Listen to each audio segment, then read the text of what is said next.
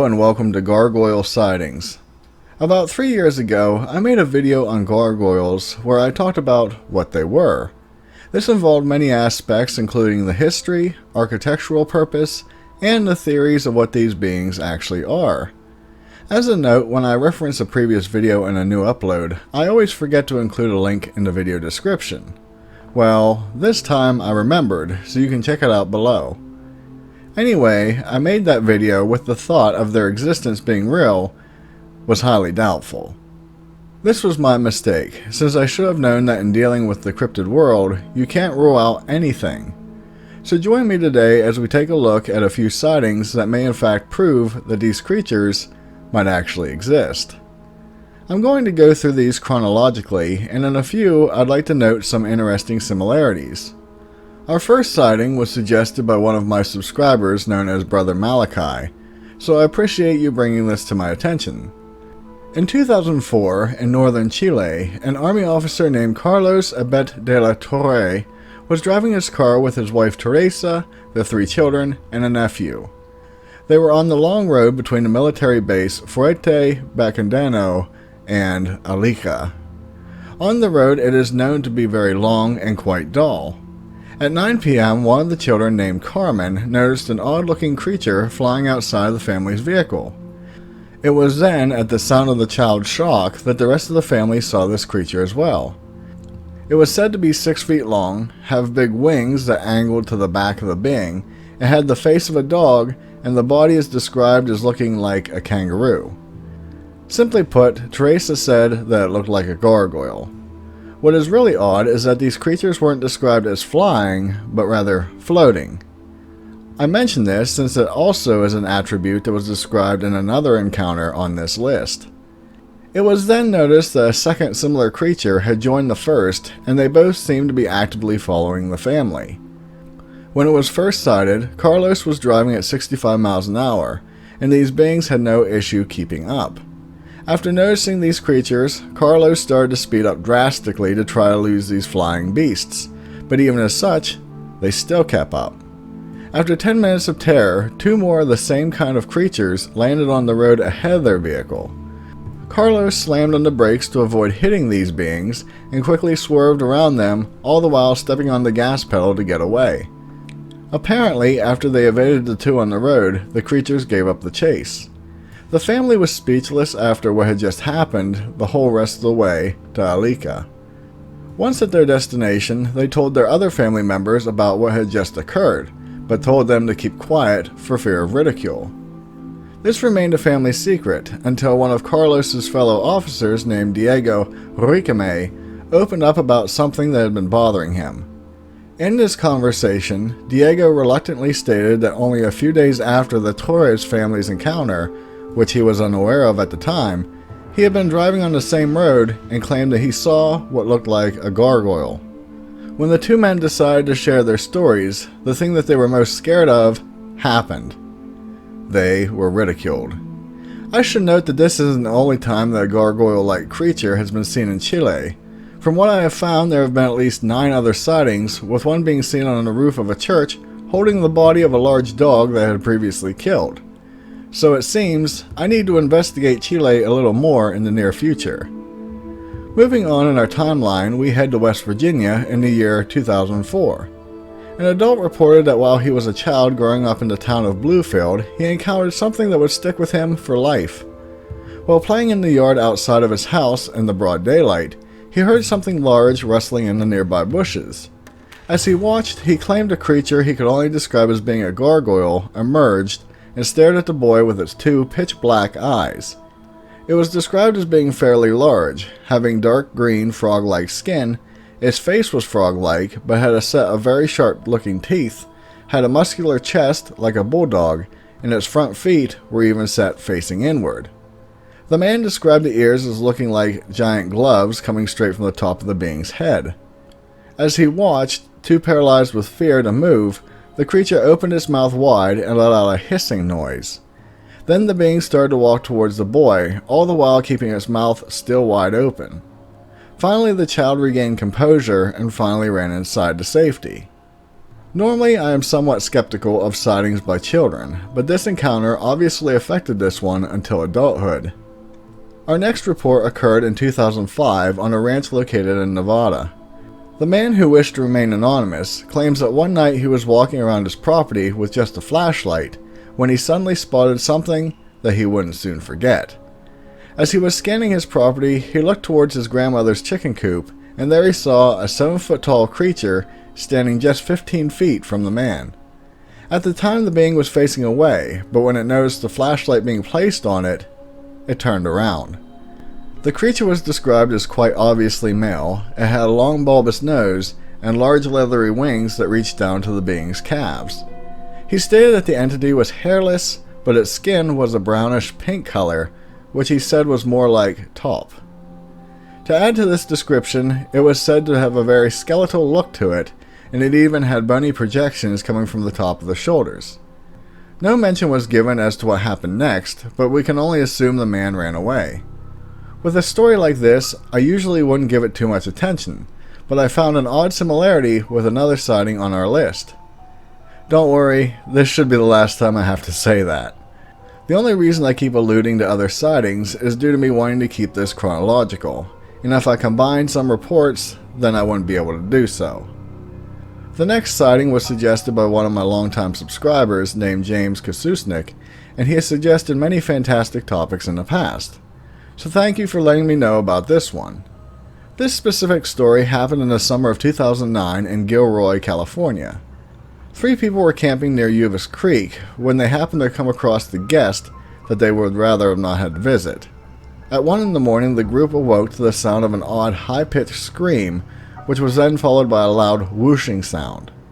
One of the campers was staring out into the darkness when he heard the sound again, and then, to his shock, a creature emerged from the darkness that he described as being black in color and appeared to be a devilish-looking gargoyle. Its skin was rubbery-looking, it had leathery wings that were around 8 to 10 feet in length, and both its eyes and mouth were glowing a fiery red color. Now, much like the previously talked about encounter in Chile, this sighting also described the creature as simply floating, rather than flying. It appeared not to notice the man as it floated over the tree line, but at least one of the other campers managed to spot this being as well. I find it interesting that this same floating habit is described again in this gargoyle sighting.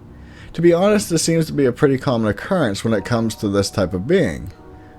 The other thing that struck me was that I distinctly recall reading about another cryptid sighting that entailed a being having leathery wings and a mouth and eyes that glowed red. However, in that sighting, it was assumed to be some type of pterosaur. The other thing that I must mention is that for years after this sighting in Gilroy, the participants received much ridicule, but they later found out that at least 4 other sightings of the same type of creature occurred since theirs, with one being as recent as 2019. Keeping with our timeline, the next sighting was in March of 2010 at a home in West Joliet, Illinois. The man wished not to be identified, but he claims that at 2 in the morning he was watching TV and at the time had his window open. While he sat in his chair relaxing, he suddenly heard what he described as the muffled sound of a woman crying or screaming. The man got up and checked outside, but didn't see anything at first. Then he heard the sound again and realized it was coming from above him. As he looked up, he saw a dark-colored being that was about 4 to 5 feet tall, perched on the roof of his neighbor's house. Even though it was smaller than most describe, he claims it looked like a gargoyle. The man grabbed his phone and was about to take a picture of this thing, but before he couldn't shake the feeling that this creature was now staring at him. This allegedly startled the man so much that he dropped his phone. As he watched, the being stood up and leaped off the roof, but before it hit the ground, it unfurled its 10 to 12 foot wings and immediately shot straight up in the air. The odd thing, but that of which is becoming common in these sightings, is that at no point did he see this being flap its wings. While the man was unable to really see the face of this creature, he does state that when it was flying away, he did see that it had pointed ears. It should be noted that Illinois has had quite an outbreak of strange winged humanoids as of late, and many claim that a Mothman has made its home in the area. So maybe it was a gargoyle, Mothman, large owl, or maybe even the legendary creature from Mexico called lechuza. In North Carolina, we have a sighting from 2011 that was reported by a woman named Ashley. One night, she was taking a walk in a well-lit neighborhood with her boyfriend at 3 o'clock in the morning. During this stroll, the two were alarmed to hear the sound of a loud whoosh out of nowhere.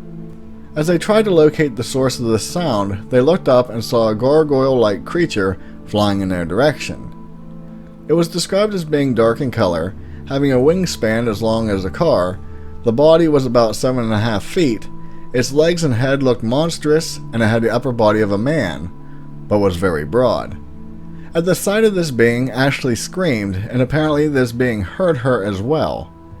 It was at that point that it veered off course and dove down towards nearby power lines, and oddly enough, vanished from sight. Ashley claims that they should have been able to see this being cross the other side of the power lines due to how well lit the street was, but it vanished as if it was entering a doorway or portal. As I have mentioned many times in this video, when this creature was flying, it really didn't flap its wings much, which is odd for a creature like this since they are normally really large. Ashley actually described its flying as graceful. Our final story was reported to happen in 2017 in Alvear, Spain. In the town of Santa Maria del Aguila, a man named Alex Nersic was awoke one night by the sound of what he thought was a woman screaming. As he looked out his bedroom window, he noticed a large, strange creature making its way across the rooftops towards his direction. Alex was able to get a real good look at this creature, and he said it had a thick, short beak, stretched-looking head, its body was bulky, it had massive wings that were about 7 to 10 feet wide, and it had a really long, thin tail, but it didn't appear to have arms. The real oddity is that much like our story from Nevada, he also described the color of the skin as being pinkish. Even though this creature was moving along with ease, he did say it appeared to be slow and heavy, almost robotic. Eventually it took flight and vanished into the sky. Before ending this video, I do want to note that in a previous video I talked about the gargoyle spotted in 1986 near a NASA facility, and Nick Redfern made that story public. I believe I told this full story in my Cryptid by State Texas video. I'll include that link in the description as well. Also, in 2018, there was a sighting of a similar creature in Massachusetts, which I will probably talk about when I get to that state. I did miss the sighting in Zephyr Hills when I made my video of Florida. Also, there have been gargoyle sightings in Kilkenny, Ireland since the 1970s, when it was seen emerging from Dunmore Cave, as well as in 2018 when one was spotted perched on the old Abbey ruins. If you are curious, I really wanted to tell you the whole story about the Ireland sightings, but details or even references for that are hard to come by. I can't finish this off without mentioning that there are a lot of ties with this being and Mothman. While most sightings do not include red eye aspects, there are quite a few that do, much like I mentioned with Illinois. As I stated in the beginning of this video, I never realized that gargoyle sightings were so frequent and not to mention so varied in description. I am really starting to see a pattern with these beings, since they are normally seen floating, I would assume this means gliding, that they can mimic a woman's scream, and in many cases have a tannish pink color. The more sightings that we have from different locations that all describe these same unusual patterns, the more I'm inclined to believe that there may be something to this creature. Sadly, the other obvious thing is that most who have had encounters don't speak up or want to be identified due to the fear of ridicule. As you know, I normally don't like stories involving anonymous witnesses, but in this case I felt it is justified and I completely understand it. Along with all of those, there are numerous other sightings which really makes me wonder if gargoyles aren't just found in myth or serving as a rain spout perched on architecture. As always, I'm interested in hearing your opinion on these sightings. I know many people have varying views on what gargoyles are, which can encompass the paranormal and even different religious thoughts. I don't really want to get into that, but I do still enjoy the stories that people have seen. As a quick note, please remember to keep voting for the next state you want to see in the Cryptid by State series. The competition for October's video is really heating up. If you haven't yet done so, do please consider subscribing to my channel for more content like this.